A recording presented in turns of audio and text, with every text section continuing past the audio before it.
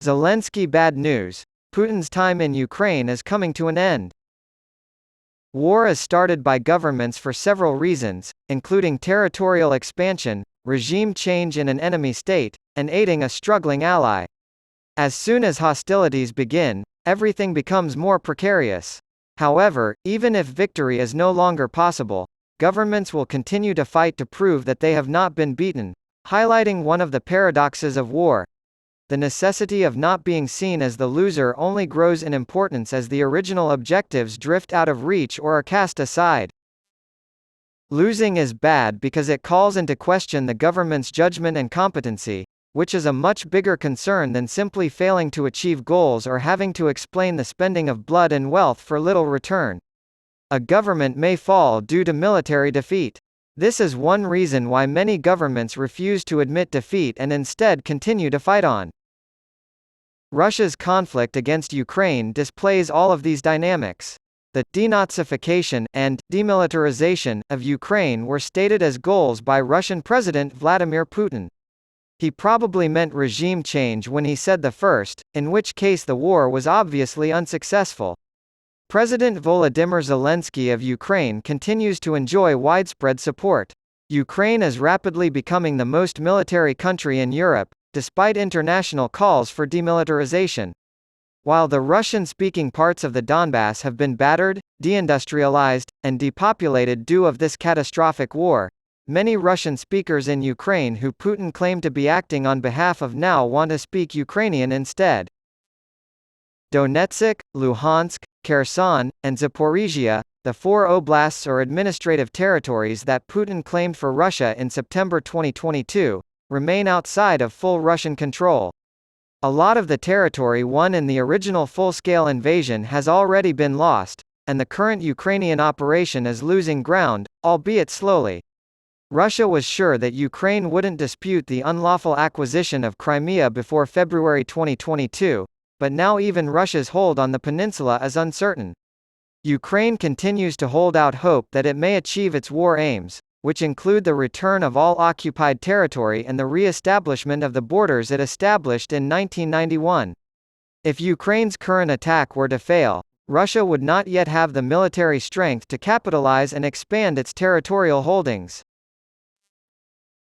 Putin isn't getting any closer to his war goals, and the cost of his gambit is just going up. He may be comforted by Western commentators who believe a military stalemate is the best that can happen for Ukraine, or he could hold out hope that at least some of his original goals are still feasible. However, the Russian leader has never been one to accept a status quo. He seeks a conclusion that will establish his superiority.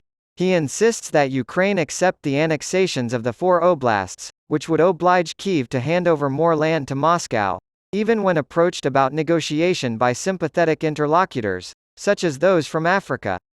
Obviously, that won't occur. If Putin agrees to a ceasefire based on present positions, Russian forces will be able to occupy Crimea and a substantial portion of Ukraine without posing as much a threat. It would show, however, that Putin has succeeded in accomplishing nothing. This would become even more apparent if negotiations over a ceasefire resulted in demands that Russian forces withdraw from some of the territory they have occupied. The many casualties suffered by Russian forces, the degeneration of the Russian army, the sputtering Russian economy, and the knock to Russia's standing as a great and influential power would make being stuck with bits and pieces of Ukrainian territory with hostile populations, massive reconstruction bills, and long front lines with an undefeated Ukraine not look like a big win. Putin would look bad in a national reckoning that would occur as soon as the combat ended and troops began to return home. But now Putin must face a more unsettling possibility. What if the day of reckoning cannot be put off and arrives before a final end to the battle rather than after? Putin has offered no credible explanation for how the situation can be saved, even while military, economic, and diplomatic trends all continue to move in the wrong direction. The Russian president is in a bind, with no viable options available to him. Perhaps he knows all too well that the day of reckoning has arrived. Imaginary but required. The ruling classes in Russia are well aware of the disastrous outcomes of the conflict they started. Fearing Putin and a chaotic world without him, they have been disinclined to do much about it. They are patriotic enough to think that the system can be made to work and the country will survive in spite of the added pressure. The scale of the mistake has become undeniable, and discontent is most visible, on the front lines. Yevgeny Prigozhin, the leader of the Wagner mercenary group, staged a brief rebellion in an effort to shield his company's financial model from scrutiny by the defense ministry. However, Prigozhin also reflected a broader discontent with the Russian government's inability to think creatively, inefficient techniques, and unscrupulous activities. Prigozhin may not have lost his life or freedom just yet, but he did lose the immediate power battle, his weapons, and his enterprises. Putin was more vulnerable than weak in his interactions with his old confidant. Despite Sergei Shoigu and Valery Gerasimov's obvious incompetence and lack of support within the officer class, the outcome made it much tougher for him to demote them. However, fidelity is crucial. Prigozhin's closest military associates are the ones who have been demoted.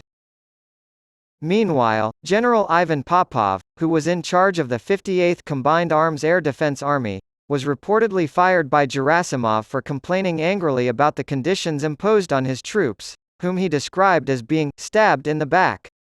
It is unclear what Russian commanders can do to address the problems Popov voiced, and they are shared by many others and unlikely to go away as long as Ukrainian logistics disruptions persist.